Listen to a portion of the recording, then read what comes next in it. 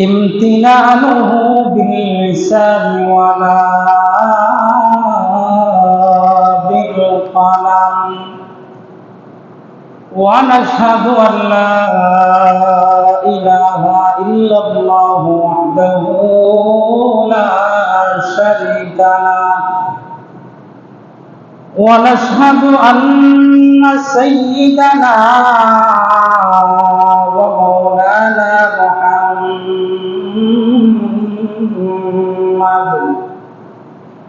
ومولانا محمدا عبده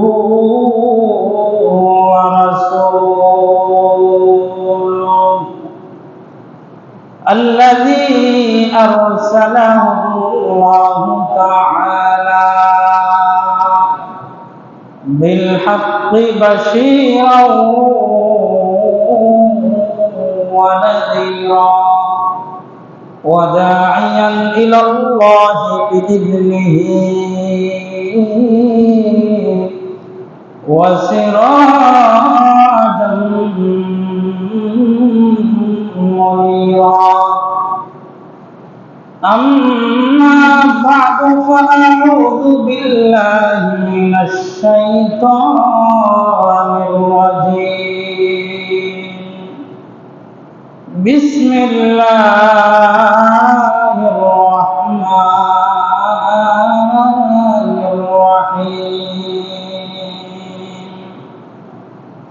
ومن يقتل مؤمنا متعمدا فجزاؤه جهنم خالدا فيها وغضب الله عليه ولعنه وأعد له عذابا عظيما وقال رسول الله صلى الله عليه وسلم الظلم ظلمات يوم القيامة صدق الله مولانا العظيم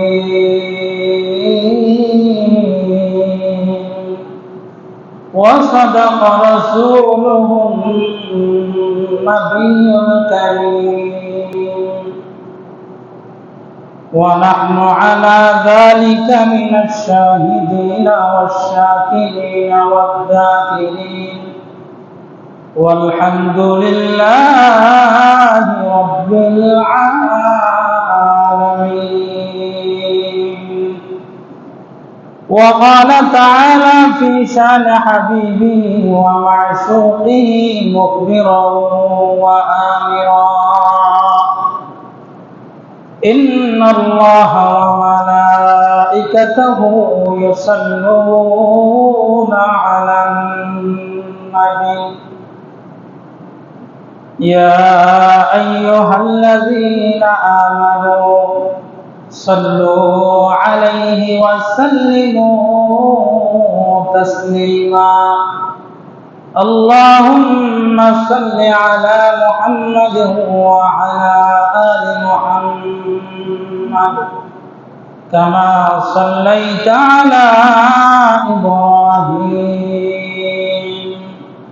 وعلى آل إبراهيم إنك حميد مجيد اللهم بارك على محمد وعلى آل محمد كما باركت على إبراهيم وعلى آل إبراهيم إنك حميد مجيد يا صاحب الجمال ويا سيد البشر من وجهك المنير لقد نور القمر بلغ العلا بكماله كشف الدجى بجماله حسنت جميع خصاله صلوا عليه وآله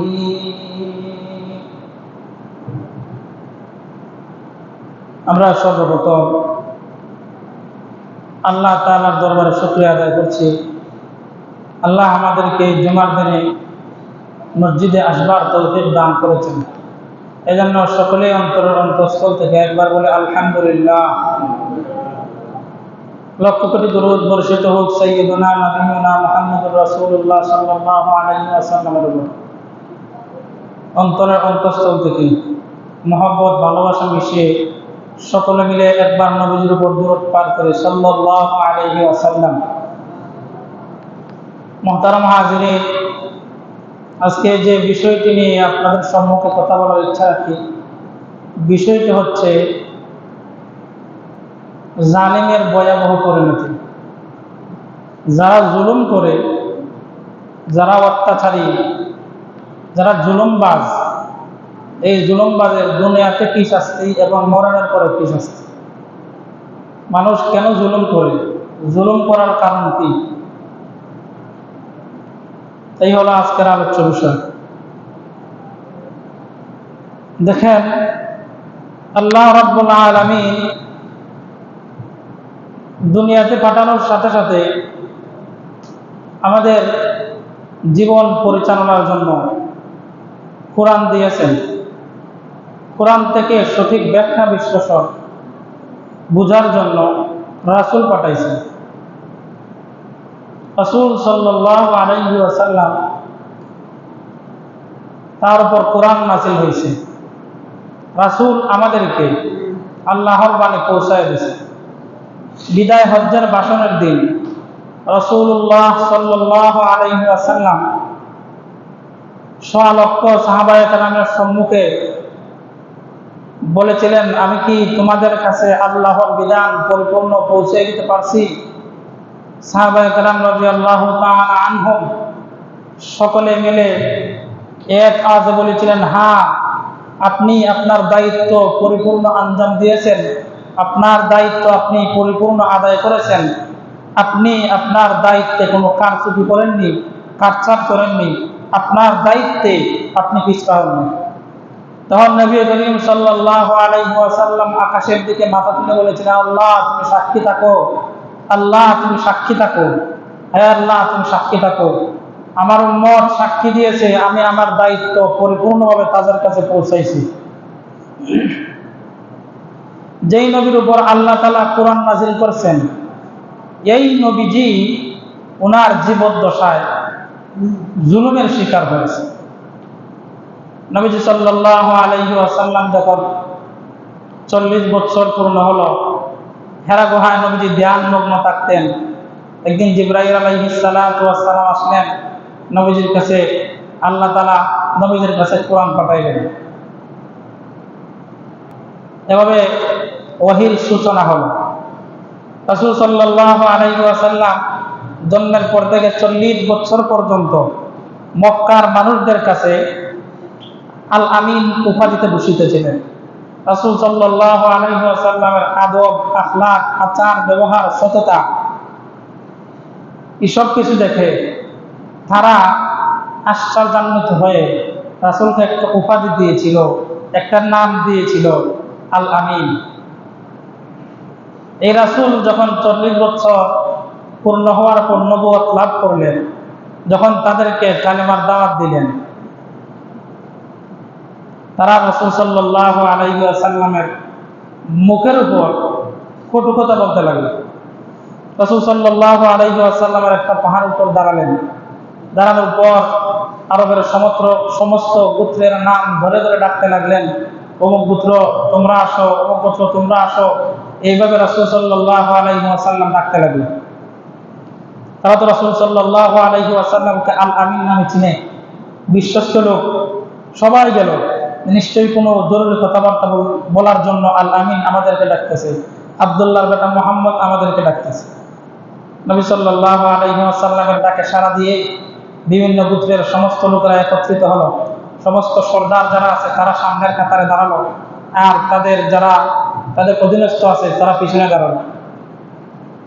নবী সাল্লাল্লাহু আলাইহি ওয়াসাল্লাম তাদেরকে জিজ্ঞাসা করলেন, আমি যদি তোমাদেরকে বলি যে পাহাড়ের উপর আমি দাঁড়িয়ে আছি, এই পাহাড়ের পিছন দিকে একদল শত্রু পথ পেতে আছে, তারা অপেক্ষা করতেছে তোমাদেরকে হত্যা করার জন্য, তোমাদেরকে আক্রমণ করার জন্য, তোমাদেরকে দুঃশ্বাস করে দেওয়ার জন্য, তোমাদেরকে একেবারে মিটিয়ে দেওয়ার জন্য, তাহলে তোমরা কি বিশ্বাস করবে? আরবের সকল গোত্রের লোকেরা এক আওয়াজে উচ্চ বাক্যে বলেছিল, হ্যাঁ, তুমি তো মুহাম্মদ, কখনো মিথ্যা বলনি, তোমাকে আমরা আল আমিন হিসেবে জানি, তোমার কথায় মিথ্যার এক ফুটা চিঠি ফুটাও থাকতে পারে না, মিথ্যার সামান্যতম একটু সন্দেহ থাকতে পারে না। নবী সাল্লাল্লাহু আলাইহি ওয়াসাল্লাম তখন তাদের কাছে কালিমার দাওয়াত পৌঁছায় দিয়েছিলেন। হে আরবের গোত্রের মানুষেরা শোনো, হে মক্কার মানুষেরা শোনো, আমি আল্লাহ তাআলার পক্ষ থেকে নবী মনোনীত হয়েছি, আমি কোরআন প্রাপ্ত হয়েছি, আমি তোমাদেরকে কালিমার দাওয়াত দিতেছি, তোমরা স্বীকার করো আল্লাহ তাআলা ছাড়া কোনো মাবুদ নাই, কোনো ইলাহ নাই, আর আমি নবী মুহাম্মদ সাল্লাল্লাহু আলাইহি ওয়াসাল্লাম আল্লাহ তাআলার পক্ষ থেকে নবী মনোনীত হয়েছি। এই কথা যখন নবীজি বললেন, তারা যে মানুষটাকে 40 বছর পর্যন্ত চিনছে, এই মানুষটার জবাবে তারা কি বলেছিল? তখন আবু লাহাব বলেছিল, তুমি এই কথা বলার জন্য আমাদেরকে এখানে ডাকছো? আমাদের মূল্যবান সময় তুমি নষ্ট করে দিয়েছো, ধ্বংস হয়ে যাও, তুমি ধ্বংস হয়ে যাও। যেই নবীজিকে তারা 40 বছর পর্যন্ত চিনছে, জানছে, নবীজি যখন কালিমার দাওয়াত দিলেন, ইসলামের কথা বললেন, কোরআনের কথা বললেন, আল্লাহর কথা বললেন, দেখা গেছে সবাই উঠে গেছে। এই নবীজির উপর তারা অত্যাচার করছে, নবীজিকে নির্যাতন করছে, নিপীড়ন চালাইছে। 3 বছর পর্যন্ত নবীজি সাল্লাল্লাহু আলাইহি ওয়াসাল্লাম কুরাইশ গোত্রের মানুষদেরকে নিয়ে শিয়াবে আবু তালিবের মধ্যে বন্দী ছিলেন। 3 বছর পর্যন্ত জেলের মধ্যে ছিলেন, গাছের পাতা খেয়ে খেয়ে ওরা জীবন ধারণ করেছে। এই নবীর, যেই নবীর জন্য আমরা কোরআন পাইলাম, যেই নবীর কারণে আমরা আজকে এত সুন্দর জীবন বিধান পাইলাম, এই নবীজিকে তারা এত অত্যাচার করছে, নির্যাতন করছে, নিপীড়ন করছে।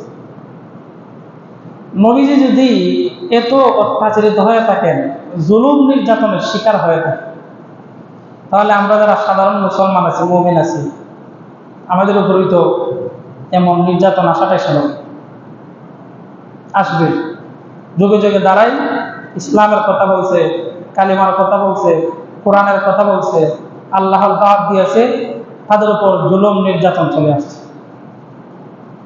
আমি যে আয়াত পড়েছি, আল্লাহ তাআলা এই আয়াতের মধ্যে বলেন, وَمَن يَقْتُلْ مُؤْمِنًا مُتَعَمِّدًا فَجَزَاؤُهُ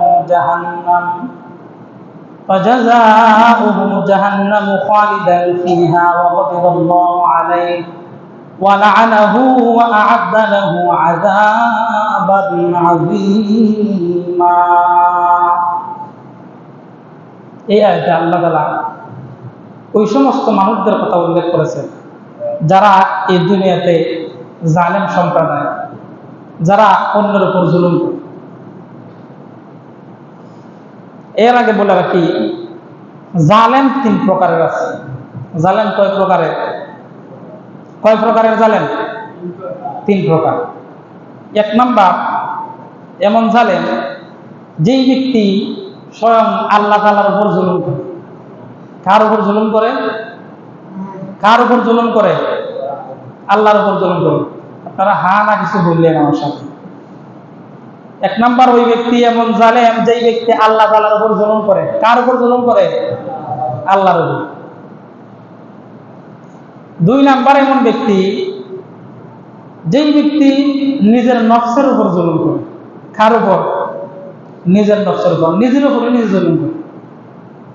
3 নাম্বার ওই ব্যক্তি যে আল্লাহর উপরও জুলুম করে না, নিজের নফসের উপর জুলুম করে। কার উপর জুলুম করে? আল্লাহর সৃষ্টির উপর, আল্লাহর মাখলুকাতের উপর ব্যক্তি জুলুম করে। 1 নাম্বার যে ব্যক্তি জালেম, আল্লাহর উপর জুলুম করে। কিভাবে জুলুম করে? আল্লাহ তারা সৃষ্টি করছেন, আল্লাহ তারা রিজিক দেয়, আল্লাহ তারা হায়াত দেয়, অসুস্থ হলে সুস্থতা দান করে, জীবন ধারণের সমস্ত ব্যবস্থা আল্লাহ তাআলা করে দিয়েছেন। কিন্তু ওই ব্যক্তি আল্লাহরে আল্লাহ বলে স্বীকার করে না, আল্লাহকে আল্লাহ হিসেবে মানে না, সে আল্লাহ ছাড়া অন্য কোনো কিছুর ইবাদত করে, অন্য কিছুর গোলামি করে, আল্লাহকে রব হিসাবে মানে না, আল্লাহকে সৃষ্টিকর্তা হিসেবে মানে না, দেব দেবী মূর্তিকে তারা তাদের উপাস্য হিসেবে মানে, প্রতিপালক হিসেবে মানে, রব হিসেবে মানে। এগুলো সবচেয়ে বড় জায়গা। 2 নাম্বার, নিজের উপর নিজেই জুলুম করে। কিভাবে জুলুম করে? 5 ওয়াক্ত নামাজ আল্লাহ তাআলা আমাদের উপর ফরজ করে দিয়েছে। রমজান মাসে 1 মাসে রোজা রাখা আমাদের উপর আল্লাহ তাআলা ফরজ করে দিয়েছে। যদি ধনবান হয়, টাকা পয়সা থাকে, তাহলে যাকাত আদায় করা এবং হজ করা আল্লাহ তাআলা আমাদের উপর ফরজ করে দিয়েছে। দেখা যায় কি ওই ব্যক্তির উপর এই জিনিসগুলা আবশ্যক হওয়া সত্ত্বেও ওই ব্যক্তি তার সামর্থ্য থাকা সত্ত্বেও এই কাজগুলো আদায় করে না। 5 ওয়াক্ত নামাজ পড়বে, মুয়াজ্জিন আযান দিছে, কিন্তু ওই ব্যক্তি তার দুনিয়ার কাজ নিয়ে ব্যস্ত। রমজান মাস আসছে, পাশাপাশি বৈশাখ মাসও চলে আসছে, ওই ব্যক্তি রোজা রাখবে, তা না করে সে বৈশাখী কাজ করে, দুপুরবেলা সে খাবার খায়, অথচ তার উপর রমজানের রোজা রাখা খরচ। টাকা পয়সার মালিক, ধন সম্পদ আছে, হজ ফরজ হয়েছে, কিন্তু দেখা যায় সে হজ আদায় করে না। তার উপর যাকাত ফরজ হয়েছে, কিন্তু দেখা যায় যাকাত দেয় না। এগুলো না করার কারণে সে নিজেকে নিজের উপর নিজে জুলুম করছে। কিভাবে? সে এগুলা আদায় না করার কারণে, আল্লাহর বিধান অমান্য করার কারণে তার উপর জাহান্নামের শাস্তি আবশ্যক হইতেছে। সে নিজের উপর এভাবেই জুলুম করছে। এই কাজগুলো যদি সে করতো তাহলে জাহান্নামের উপযুক্ত তাকে হইতে হতো না। এইগুলা আদায় না করার কারণে সে নিজেকে নিজের ইচ্ছায় জাহান্নামের লাকড়ি বানাইতেছে, জাহান্নামের উপযুক্ত করে দিতেছে। 3 নাম্বার, ওই ব্যক্তি যারা আল্লাহর মাখলুকাতের উপর জুলুম। বর্তমান জামানায় দেখা যায় কি যে একটা অবস্থা। জুলুম মানে শুধু এটা না যে অন্যের উপর অত্যাচার, অনাচার, অন্যকে হত্যা করা, অন্যের উপর অনেকগুলো বোঝা চাপায় দেওয়া, ন্যায় বিচার না করা, শুধু এটাই জুলুম না। আপনার অধীনস্থ কোনো লোক রয়েছে, আপনার বাড়ির কাজের লোক, কাজের বুয়া আপনার ঘরে কাজ করে, তার যেটুকু কাজ করার কথা, তার সাধ্যে যতটুকু কাজ খোলায় ততটুকু সে করবে, কিন্তু না, আপনি এর থেকে আরো বেশি কাজ তার উপর চাপাই দিয়েছেন। আপনি নিজেও একজন জানেন। আপনার সন্তানকে আপনি কোরআন শিক্ষা দিবেন, কেন শিক্ষা দিবেন? কারণ আপনার সন্তান মুসলমান হিসেবে কোরআন শিক্ষা করা তার উপর ফরজ। আপনার সন্তানকে আপনি কোরআনের শিক্ষা না দিয়ে তাকে আপনি দ্বীনি লাইনে পড়াইলেন, দ্বীনের শিক্ষা, দুনিয়ার লাইনে পড়ালেখা করালেন, দুনিয়াবি যে জ্ঞান দরকার এই জ্ঞানটুকু তাকে আপনি শিক্ষা দেন নাই। আপনি এই ক্ষেত্রে আপনি সন্তানের উপর জুলুম করেন, আপনি একজন জানেন। অনেক ক্ষেত্রে দেখা যায় আমাদের এলাকায় বৈশাখ মাস আসলে অনেকে দিনই কাটা যায়। দিনে কাটা গেলে কি করে? কৃষকের ক্ষেতের ধান কাটে, ধান কাটার পর যে জায়গার মধ্যে ফাঁকা ধান আছে, ভালো ফাঁকাভুক্ত ধান আছে, ওই জায়গার ধান নিজের জন্য রাখে। আবার জানের যে মুঠ বাঁধে, এই মুঠটা বড় করে বাঁধে। 100টা মুঠ কাটছে, কাটার পরে ওইখান থেকে সে পাবে 10টা, 90টা বাঁধছে এক সাইজের, আর 10টা নিজের জন্য, যেটা ওই 10টা বাঁধছে আরেক সাইজের। অন্য মুঠের মধ্যে কাঁচা পাকা সব মিলাই আছে, কোনো জায়গার মধ্যে একেবারে কাঁচা, কিন্তু তার নিজের জন্য যেইগুলা কাটছে এগুলো একেবারে ফাঁকা। এখানে যে সমান, যে জিনিসটা সমতাটা বজায় রাখেনি, ওই ব্যক্তি সে ওই কৃষকের উপর জুলুম করছে। আল্লাহ তাআলা বলেন, যারা জুলুম করে তাদের শাস্তি কি? ওমাই ইয়াকতুল মুমিনান মুতাআম্মিদান ফাজাযাউহু জাহান্নাম খালিদান ফিহা ওয়া গাদিবাল্লাহু আলাইহি ওয়া লা'আনাহু ওয়া আ'আদ্দা লাহু আযাবান আযীম। যারা ইচ্ছা করে কোনো মানুষকে হত্যা করে, কোনো মুসলমানকে হত্যা করে, ইচ্ছা করে যদি কোনো মুসলমানকে হত্যা করে, ফাজাযাউহু জাহান্নাম, কেহ যদি ইচ্ছাকৃত কোনো মুসলমানকে হত্যা করে, তাহলে তার বিনিময়ে আল্লাহ তাআলা তার জন্য পরকালের আযাব রাখছেন, গজব রাখছেন। এক নাম্বার হলো তাকে জাহান্নামে দিবেন। কিসে দিবেন? জান্নাতে নাকি জাহান্নামে? কোথায় দিবেন? জান্নাতে নাকি জাহান্নামে? জাহান্নামে। এরপরে কি করবেন? খালিদান ফিহা, জাহান্নামে দিবেন। এতেই শেষ না, সে জাহান্নামের মধ্যে সর্বদা অবস্থান করবে, জাহান্নাম থেকে তার কোনো মুক্তি। খালিদান ফিহা বলতে আমরা বুঝি সর্বদা জাহান্নামে থাকবে। খালিদান ফিহা এর তরজমা এত ব্যাখ্যা এমন না। যদি কোনো ব্যক্তি এই যে আত্মহত্যা করে না, কোনো ব্যক্তি যদি আত্মহত্যা করে, ওই ব্যক্তি যদি ইমান হারা অবস্থায় আত্মহত্যা করে, তার ইমান নাই, ইমানবিহীন ওই ব্যক্তি আত্মহত্যা করছে, গলায় ফাঁসি দিছে, নিজের উপর নিজে গুলি করে মৃত্যুবরণ করছে, গলায় ছুরি চালায় নিজের শেষ করে দিচ্ছে, ওই ব্যক্তি যদি ইমান হারা অবস্থায় মৃত্যুবরণ করে, নিজে আত্মহত্যা করে, তাহলে ওই ব্যক্তি চিরকাল জাহান্নামে থাকবে, জাহান্নাম থেকে তার কোনো মুক্তি নাই। আর কোনো ব্যক্তি যদি আত্মহত্যার ক্ষেত্রে তার ইমান আছে, ইমান নিয়ে মৃত্যুবরণ করেছে, ইমান নিয়ে ওই ব্যক্তি আত্মহত্যা করেছে, তাহলে ওই ব্যক্তি খালিদান ফিহা মানে হলো সর্বদা জাহান্নামে থাকবে না, বরং দীর্ঘমেয়াদী জাহান্নামের শাস্তি সে উপভোগ করবে। এবার মানুষ হত্যার ক্ষেত্রে একই হুকুম, একই বিধান। আল্লাহ তাআলা জাহান্নামে দিবেন, জাহান্নামে সে সর্বদা থাকবে।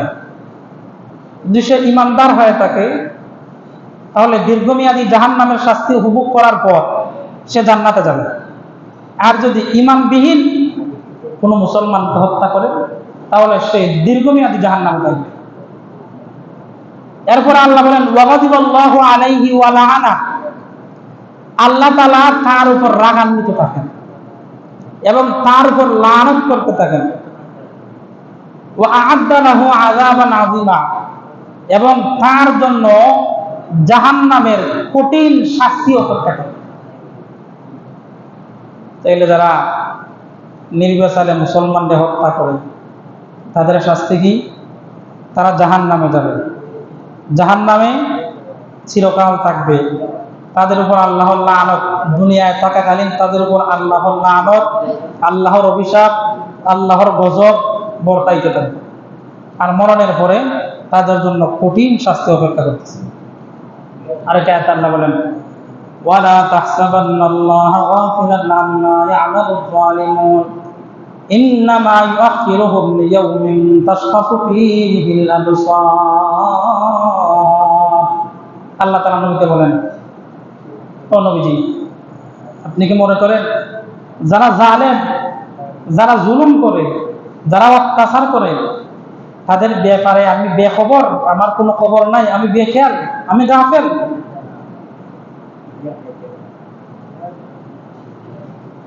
আল্লাহ তাআলা এরপরে বলেন যে আমি তাদেরকে সুযোগ দেই, আমি গাফেল না, আমি বেখবর না।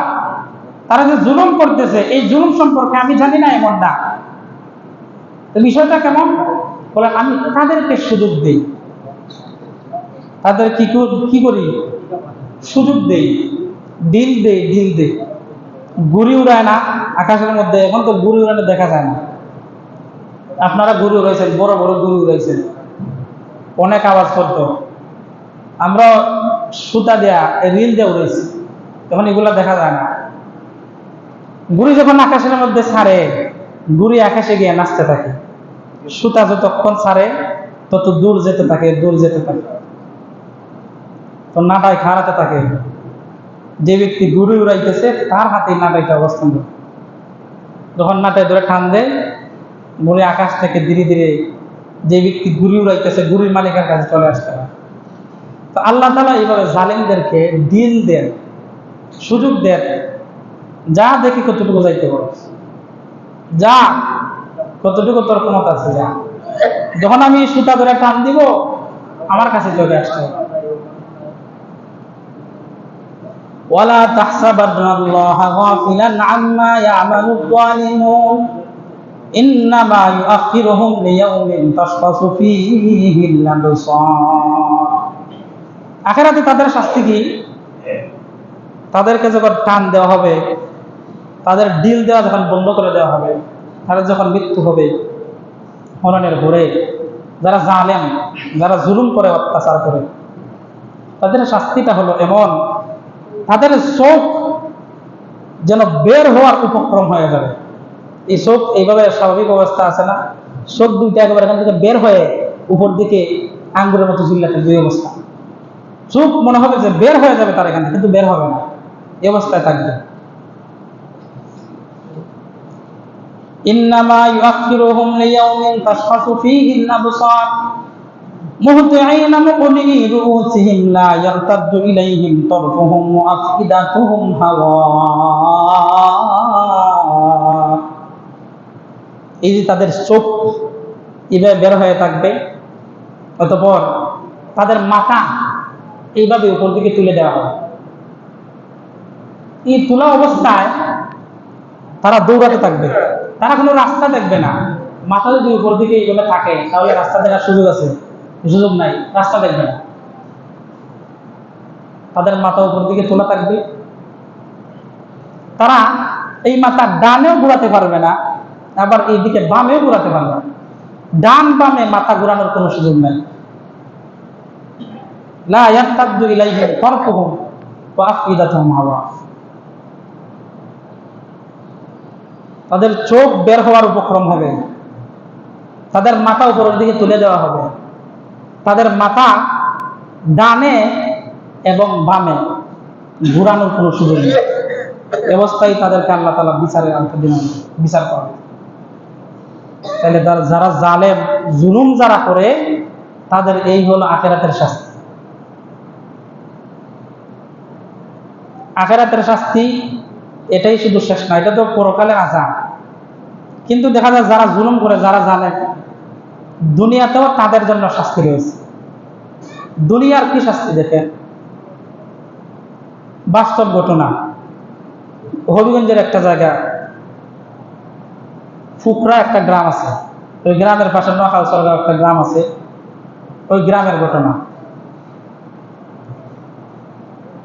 গ্রামের দুই দলে ঝগড়া করছে। ঝগড়া করার পর দেখা গেছে একজন হারছে আর একজন জিতছে। তো যারা হেরে গেছে তাদের মনে প্রতিশোধ নেওয়ার একটা আগুন জ্বলতেছে, যে এটার প্রতিশোধ দিতে হবে আমাদের। গ্রামের মসজিদ একটাই, আর কোনো মসজিদ নেই। এই মসজিদের মধ্যে উভয় পক্ষ এসে নামাজ আদায় করে, এতেকাফে বসে, একই ঈদগাহের মধ্যে সবাই নামাজ পড়ে। তো এক পক্ষের একজন হাজী সাহেব, সাদা দাড়িওয়ালা মুরব্বী, উনি রমজান মাসে এতেকাফে বসছে। কই বসছে? কই বসছে? আমরা সবাই তো কথা বলেন না, কোথায় বসছে উনি? এতেকাফে বসছে। রমজান মাস, কোন মাস? রমজান মাস। বুঝুননি আমার কথা? বোঝা যায় নাই? আমরা হয়তো কথাবার্তা করেন না, আমি তো মনে হয় না যে আপনারা বুঝুন আমার কথা। কথাবার্তা কইও না আপনারা আমার সাথে, হালকা পাতলা কেমন লাগবে তো? আমি তো বুঝতাম যে আপনারা আমার কথা বুঝতেছে। রমজান মাস, কোন মাস? রমজান মাস। রমজান মাস তো এমনি রহমত বরকতের মাস। এই মাসে মানুষ সমস্ত গুনাহ থেকে পারি হয়। রমজানে আপনি এমনও মানুষ পাবেন যাদেরকে সচরাচর মসজিদে দেখা যায় না, কিন্তু রমজান আসলে বলে তারা দুনিয়ার সমস্ত ঝামেলা ফেলে মসজিদের সাথে একটা ভালো সম্পর্ক তৈরি করে, 5 ওয়াক্ত নামাজে আসে, তারা নিয়মিত আদায় করে এতেকাফে বসে। আপনাদের এলাকায় এমন মানুষ আছে। তুমি রমজান মাসে এতেকাফে বসছে, হাজী সাহেব মানুষ, সাদা দাড়িওয়ালা মুরব্বী, হাদিসের মধ্যে আছে যে কোনো সাদা দাড়িওয়ালা মুরব্বী যদি আল্লাহ তাআলার কাছে কোনো কিছু চায়, তাহলে আল্লাহ তাআলা তার হাতটাকে ফিরিয়ে দিতে লজ্জা বোধ করে। সুবহানাল্লাহ বলবেন না? তাহলে যারা সাদা দাড়িওয়ালা মুরব্বী আছে, ওনাদের কাছে যুবকরা দোয়া চাইবে, নাতি নাতুল যারা আছে তারা দোয়া চাইবে, ওনারা আল্লাহ তাআলার কাছে দোয়া করবে। তবে সাদা দাড়িওয়ালা মুরব্বী যে আমার দোয়া আল্লাহ তাআলা কবুল করবেন, আমাকে আল্লাহ তাআলা ফিরাই দিবেন, তাই জন্য যা পারি তাই করে উল্টা পাল্টা করতে থাকে, এবারে উল্টাই দেবে, এমন না। আপনি ইসলামের সম্পূর্ণ বিধিবিধান মানবেন, পাশাপাশি আল্লাহ তাআলার কাছে চাইবেন, আল্লাহ তাআলা আপনাকে ফিরাই দিবেন। উল্টা পাল্টা কাজকর্ম কইরা সাদা দাঁড়িয়ে আল্লাহ কাছে চান, এমন না। উনি রমজান মাসে এতাকাফে বসছে, মুরব্বী মানুষ, এশারের নামাজে দাঁড়াইছে। নামাজ দাঁড়ানোর পর ওই যে তাদের প্রতিপক্ষ বিপক্ষ, ওইখানের একটা ছেলে, যুবক ছেলে, এখনো বিবাহ শাদী করে নাই, বিবাহ শাদী করবে, সে খেসি নিয়ে আসছে। আইসা উনি নামাজের মধ্যে ওনার দাড়ি ধরে ওনার দাড়ি কাটতে দিচ্ছে। নাউজুবিল্লাহ বলবেন না? ওনার উপর এটা জুলুম করছে না? কই হাত দিছে? নবীজির সুন্নতে হাত দিছে। এ কিন্তু রমজান মাস, পাশাপাশি উনি একজন সাদা দাড়িওয়ালা মুরব্বী, রমজান মাসে ওনার দাড়ি কেটে নিচ্ছে, ডাক দিছে, সে চলে গেছে। তার অনেকদিন পরের ঘটনা, সে এক জায়গায় কাজে গেছে। কাজে যাওয়ার পর অনেক সময় মানুষ যখন রুমে থাকতে হয় আর সীমা লাগে, তোমার ছাদের উপর উঠে না? ছাদের উপর উঠছে। আর ছাদে অনেক সময় দেখবেন যে বাড়ির উপর দিয়ে কারেন্টের লট নেওয়া থাকে, এই কারেন্টের খুঁটি, এক খুঁটি থেকে আরেক খুঁটির মধ্যে এই লট টানা রাখে। তো সে ছাদের উপর উঠার পরে সেইভাবে হাত দিছে, এরকম টানা দিছে, আর এই কারেন্টের লট তার এই জায়গার মধ্যে লাগছে। লাগার পর তার হাত এখান থেকে এবারে ছুটতে বেরিয়ে গেছে, হাতটা একবারে শেষ করে গেছে। যেই হাত দিয়া সে বাড়ির মাঝে ধরছিল, যেই হাত দিয়া সে কেসি চালাইছিল, এই হাত তার চিরতরে তার দেহ থেকে আলাদা হয়েছে। সচরাচর কারেন্টে লাগলে এমন কঠিন অবস্থা হয় না, বাড়ি দিয়ে পালায় দেয়, অনেক সময় দৌড়ে রাখে, এমন হয়। কিন্তু তার হাত সাথে সাথে শেষ।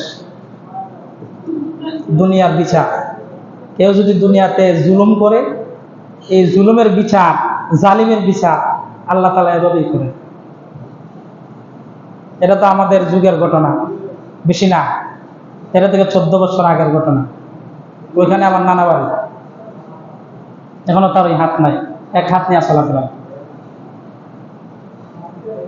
হযরত হুদ আলাইহিস সালাতু ওয়াস সালামের যুগের ঘটনা। সাদ্দাত, আপনারা নাম শুনছেন না? হযরত হুদ আলাইহিস সালাতু ওয়াস সালাম তার কাছে দাওয়াত নিয়ে গেছেন, তাকে কালেমার দাওয়াত দিলেন যে ইসলাম ধর্ম গ্রহণ করো, তুমি ধর্ম কালেমা পড়ো, আল্লাহর উপর ঈমান আনো। সে বলছে বিনিময় কি পাবো?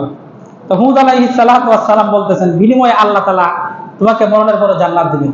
সে জিজ্ঞাসা করতেছে জান্নাতে কি কি থাকে?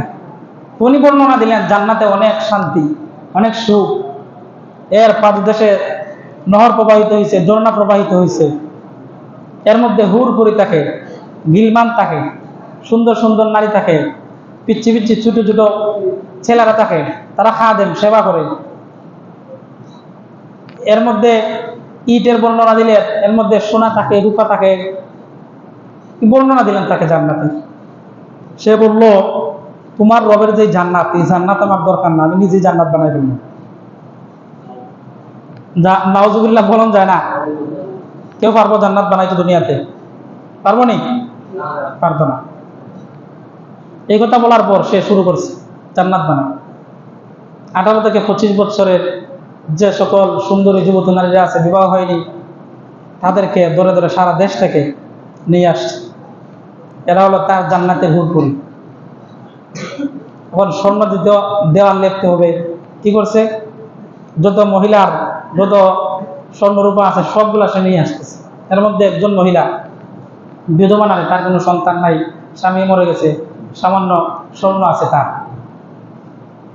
তার বাহিনী পাঠাইছে যে এই দেশের যার কাছে যতটুকু স্বর্ণ পাইবা সবকিছু নিয়ে আসবা। তার বাহিনী গিয়া ওই মহিলা থেকে স্বর্ণ চিনে আনছে। ওই মহিলা বলছে আমার এ ছাড়া আর কোনো সম্বল না, এটা তোমরা নিও না। কে শুনে কার কথা? ওই মহিলা তখন আল্লাহ তাআলার কাছে বদদুয়া দিয়েছিল ওই জালিমের বিরুদ্ধে, সাদ্দাতের বিরুদ্ধে, আল্লাহ তুমি তার বিচার করো। সাদ্দাতের বেহেশত বানানো শেষ, 30 বছর পর্যন্ত এটার মধ্যে কাজ করছে, বেহেশত বানাইছে। এই বেহেশতে প্রবেশের পালা, সৈন্য যা কিছু আছে সব কিছু নিয়ে বেহেশতে প্রবেশ করবো।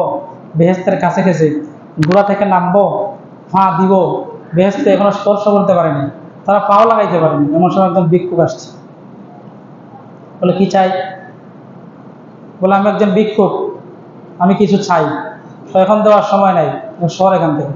বলে না, আমি তো যাবো না, আমাকে কিছু নিয়ে যেতে হবে। বলে কি চাস?